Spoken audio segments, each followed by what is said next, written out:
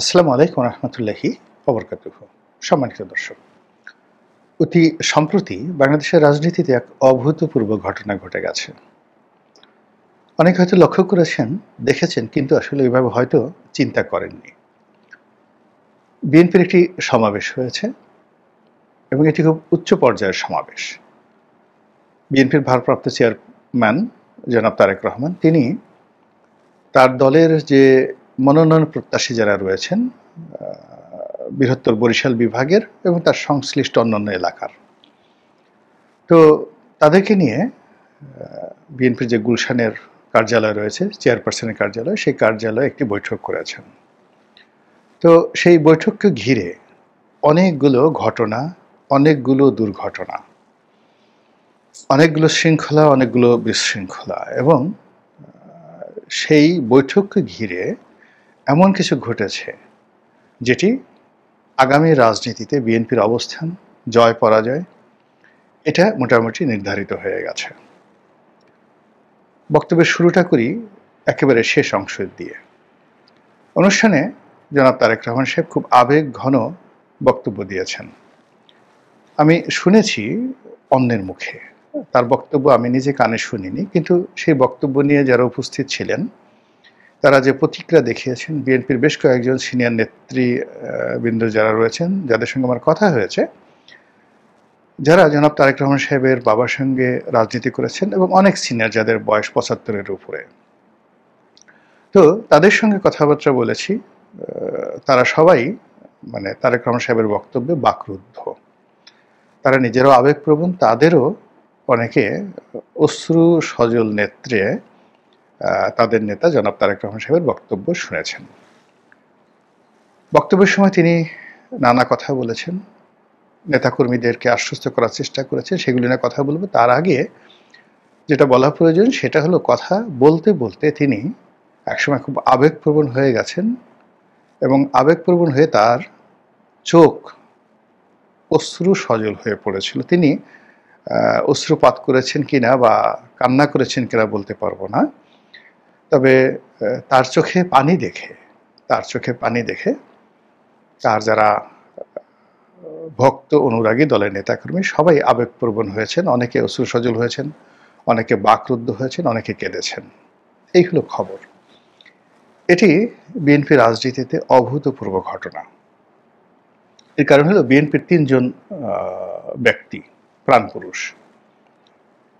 প্রথমে যদি শহীদ প্রেসিডেন্ট জিয়াউর রহমানকে আমরা উদাহরণ হিসেবে দেখি, তো তিনি সবসময় একজন হার্ড ম্যান ছিলেন, মানে আয়রন ম্যান ছিলেন। তার হাসি মুখের ছবি বা খুব যাকে বলা হয় হেসে হেসে কথা বলছেন, ফ্ল্যাটারিং করছেন, এরকম কোনো ঘটনা দেখা যায় না। বড় জোর মুচকি হেসেছেন। এটা হলো জনাব জিয়াউর রহমান সাহেবের ক্ষেত্রে। এবং তিনি কখনো কেঁদেছেন, আবেগপ্রবণ হয়েছেন, নিজের দুর্বলতা প্রকাশ করেছেন, অন্য সব রাজনীতিবিদদের মতো এরকম কোনো ঘটনা নেই। তো এরশাদ বা বঙ্গবন্ধু বা অনেকেই এরকম কাজ করেছে, কিন্তু সেটা তিনি করেননি। এই অবস্থাতে তার বিয়োগাত্মক মৃত্যু ঘটেছে। বেগম জিয়া আসলেন।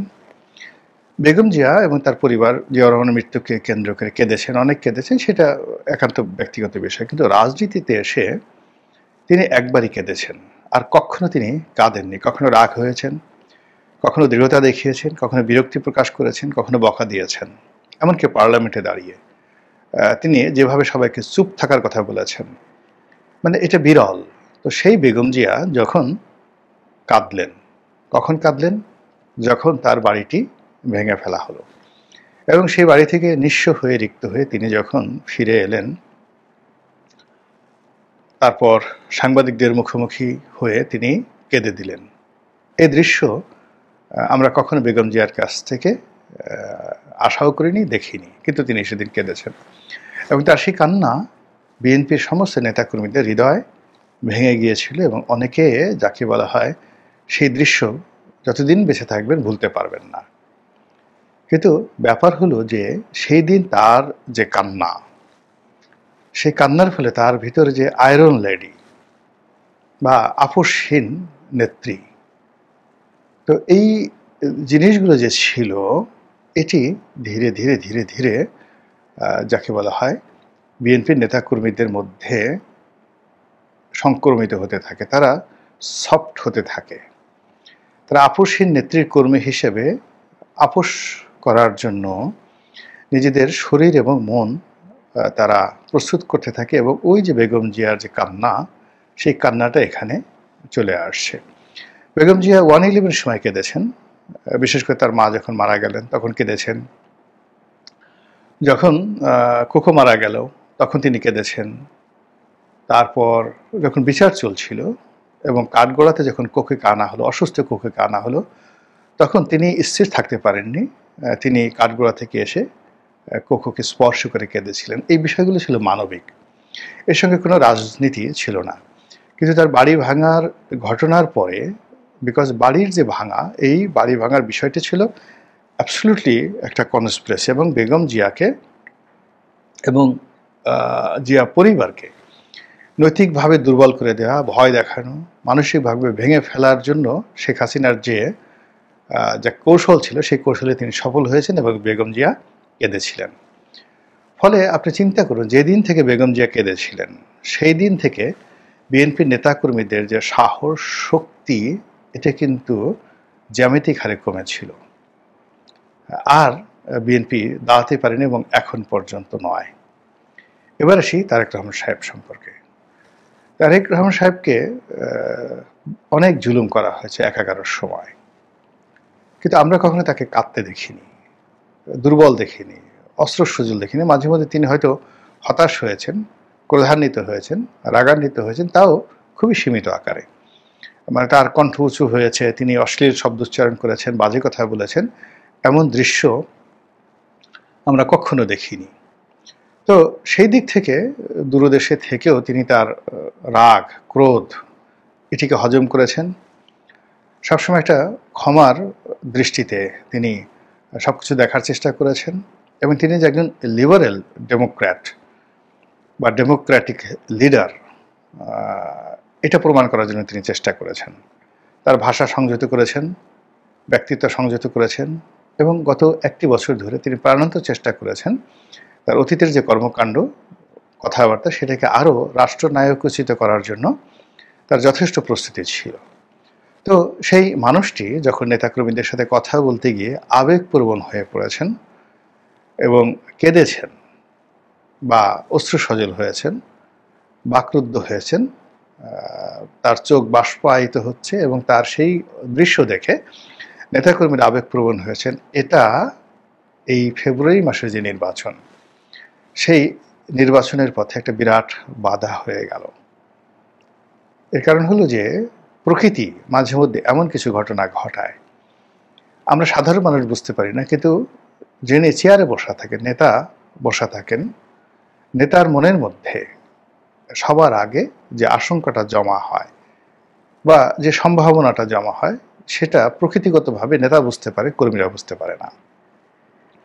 যখন সকল কর্মীরা বুঝতে পারে যে পরাজয় অনিবার্য, তখন নেতা বুঝতে পারে যে এখানে জয় অনিবার্য, এবং এভাবে নেতা যখন বুঝতে পারে তখনই সেখানে বিজয় হতে পারে দল, রাষ্ট্র, সেনা, মানে সেনাপতি বা কোনো যুদ্ধযাত্রা। আবার দেখা গেল যে সবাই জয়ের ব্যাপারে খুব উৎসাহী, শতভাগ জয়ের ব্যাপারে নিশ্চিত, কিন্তু নেতা বুঝতে পারেন যে এখানে জয় হবে না। তিনি বিষণ্ণ, অশ্রুসিক্ত, এবং বিপুল সম্ভাবনা থাকা সত্ত্বেও যুদ্ধের ময়দানে মারাত্মকভাবে পরাজিত হয়েছে, এরকম অসংখ্য ঘটনা ঘটেছে। নেতা বুঝতে পেরেছিলেন যে এখানে এই ঘটনাই ঘটবে। তো সেক্ষেত্রে গত 1 বছরে বিএনপি আজকের এই, যদি ধরুন অক্টোবর মাসটা বাদ দেন, সেপ্টেম্বর মাস পর্যন্ত ধীরে ধীরে কমেছে, কিন্তু গত 14 মাসে আপনি যদি ধরেন তাহলে 280টি আসন নিয়ে বিএনপি জয়লাভ করবে। এটা পুরো 2025 সন পর্যন্ত সাধারণ ন্যারেটিভ ছিল। 2024 সন ধরে 2025 সনে এসে এপ্রিল মে পর্যন্ত এসে এটাকে কেউ কেউ 250, কেউ কেউ 260 বলেছেন যে এতটি আসন নিয়ে তারা জয়লাভ করবে। কিন্তু এখন যে পরিবেশ এবং পরিস্থিতি তৈরি হয়েছে, সেই পরিবেশ পরিস্থিতিতে আদৌ নির্বাচন হবে কিনা, তারেক রহমান সাহেব আসতে পারবেন কিনা, আর নির্বাচন হলে বিএনপি শতভাগ বিজয়ী হবে কিনা, এই পুরো বিষয়গুলো প্রশ্নের মুখোমুখি হয়ে গেছে দল এবং তারেক রহমান সাহেব নিজে। অধিকান্ত উনি দেশের বাইরে আছেন। দলের হাজার হাজার নেতাকর্মীকে বহিষ্কার করা হয়েছে বিভিন্ন কারণে। তার মধ্যে প্রধানতম কারণ হলো চাঁদাবাজি, মাস্তানি, অনিয়ম। এবং স্থানীয় প্রশাসন থেকে শুরু করে সরকারের যারা কর্তা ব্যক্তি রয়েছেন মোটামুটি একটু অনেস্ট, সেনাবাহিনী বলেন, পুলিশ, বিডিআর, আনসার যারা বলেন, বিএনপির চাঁদাবাজ যারা গ্রুপ রয়েছে তাদের ব্যাপারে তাদের যে বিরক্তি এতটা চরম পর্যায়ে পৌঁছে গেছে যে যদি সুযোগ আসে তাহলে সেক্ষেত্রে বিএনপির চাঁদাবাজদেরকে যে বাটাম দেয়া হবে, যে ডলা দেয়া হবে, সে ডলা গত 50 বছরে কাউকে দেওয়া হয়নি, এমনকি রক্ষী বাহিনীও সে ডলা দিতে পারেনি। এরকম একটা পরিবেশ পরিস্থিতি তৈরি হয়ে গেছে, যেটা বিএনপির যারা শীর্ষ নেতৃবৃন্দ রয়েছেন তারা বুঝতে পারছেন।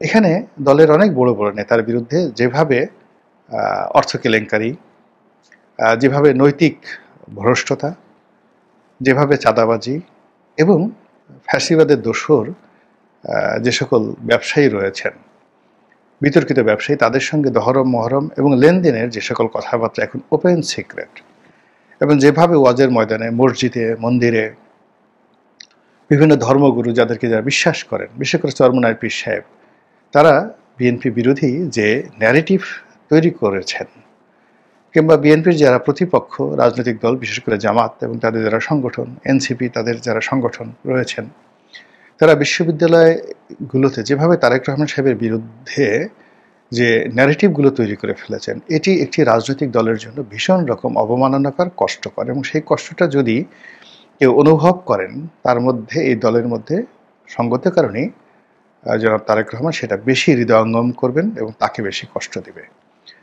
ফলে তার অসহায়ত্ব, ফলে তার যে এই মুহূর্তে ইনঅ্যাক্টিভনেস বা তার যে অপারগতা, পুরো বিষয়গুলো নিয়ে তাকে নিজের অজান্তে সেই নেতাকর্মীদেরকে দেখে, মনোনয়ন প্রত্যাশীদের দেখে তিনি তার সেই আবেগকে ধরে রাখতে পারেননি।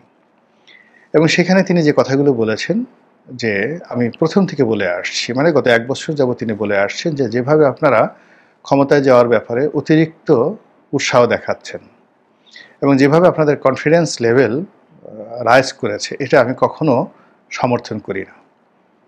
তিনি বলেছেন যে আমি মনে করি যে ক্ষমতায় যাওয়াটা খুবই কঠিন একটা বিষয়। এবারে নির্বাচন অতীতের যে কোনো নির্বাচনের চেয়ে কঠিন হবে, এবং এই মুহূর্তে যে অবস্থা দাঁড়িয়েছে, সেই গত 1 বছর আগে আমি যে কথা বলেছিলাম তার চেয়ে আরও পরিস্থিতি জটিল হয়েছে। তিনি বলেছেন যে রাজনীতিতে এখন দেশি এবং বিদেশি নানা রকম চক্রান্ত চলছে। সেই চক্রান্তের মধ্যে নির্বাচন হওয়া, নির্বাচনে জয়লাভ করা, এবং সবচেয়ে বড় ব্যাপার হলো দলের অস্তিত্ব ঠিক রাখা। সেই দলের অস্তিত্ব ঠিক রাখাটা এই মুহূর্তে ঝুঁকিপূর্ণ হয়ে গেছে। এজন্য তিনি নেতাকর্মীদের আহ্বান জানিয়েছেন, নির্বাচন, ইলেকশন, দলের মনোনয়ন, এটাকে সেকেন্ডারিতে রেখে এই দলকে ঐক্যবদ্ধ রাখার জন্য আপনারা সর্বোচ্চ শক্তি নিয়োগ করেন, এবং দল যাকে সিদ্ধান্ত দেবে তার ব্যাপারে আপনারা সবাই নমনীয় থাকবেন। কিন্তু আপনারা যদি ঐক্যবদ্ধ না থাকেন তাহলে দলের অস্তিত্বই থাকবে না। আর এই কথা বলতে গিয়ে তিনি উদাহরণ হিসেবে তার নিজের মায়ের কথা বলেছেন যে দেখুন, আপনাদের জন্য আমার মা আজকে কি অবস্থা, তার জীবন গেছে, যৌবন গেছে, জীবন মৃত্যুর সন্ধিক্ষণে তিনি আছেন। আপনাদেরকে ভালোবেসে তিনি লন্ডনের সেই জীবন তিনি বেছে নেননি। সন্তানের স্নেহ, পুত্রবধূর আদর, নাতনি জায়মার সান্নিধ্য, কোনো কিছু তাকে আটকে রাখতে পারেনি। সুদূর প্রবাসে তিনি চলে গেছেন। আপনারা যদি সফল হন, তিনি তার এই জীবন সায়ানে এসে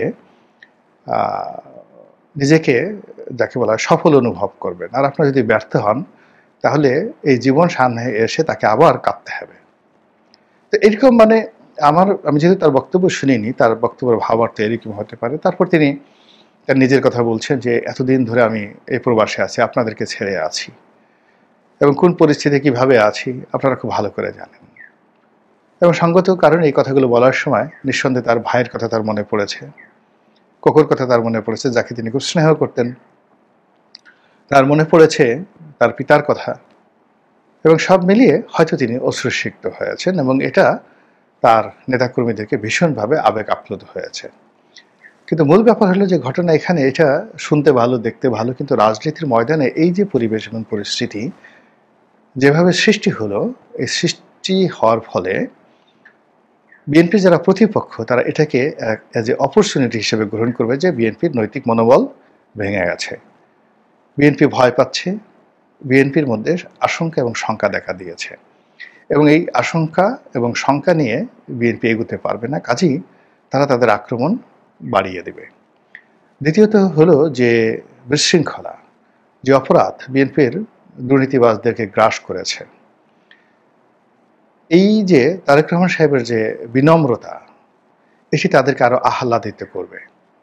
এই কারণে তারা ধরেই নিয়েছে যে তারা খুব অল্প সময় পেয়েছে, কাজেই যত পাও নগদ নারায়ণ নিয়ে তাড়াতাড়ি কিভাবে পালানো যায়, কিভাবে নিরাপদ থাকা যায়, বা যারা ভবিষ্যতে এবং বর্তমানে যারা ক্ষমতায় আছেন, ভবিষ্যতে যারা আসবেন তাদের সঙ্গে কী করে নেগোসিয়েশন করা যায়। ঠিক আওয়ামী লীগের ধনাঢ্য ব্যক্তিদের মতো, দেখেন আওয়ামী লীগের সব ধনী দুর্নীতিবাজরা নিরাপদে পালিয়েছেন, একজনও ধরা পড়েনি, এবং তাদের সহায় সম্পত্তি ঠিকই এখন লালিত পালিত হচ্ছে। তো সেই দিক থেকে এখন যারা অপকর্ম করছে, অবাক করার ব্যাপার হলো তারা বিএনপির লোক, কিন্তু তারা চাইবে না বিএনপি ক্ষমতা আসুক, কেন বিএনপি ক্ষমতা আসলে প্রথম যে অ্যাকশন এই দুর্নীতিবাজদের বিরুদ্ধে বিএনপিকে নিতে হবে, কোনো ওয়ে নেই।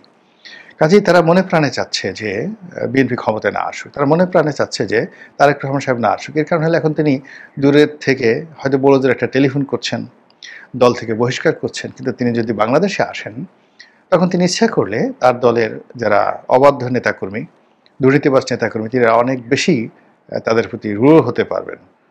তো কাজেই দলের যারা দুর্নীতিতে আকণ্ঠ নিমজ্জিত হয়ে গেছেন তারা প্রাণান্ত চাইবেন যে জনাব তারেক রহমান সাহেব যেন না আসেন, এবং ইলেকশন যেন না হয়, এবং বিএনপি যেন ক্ষমতায় না আসে।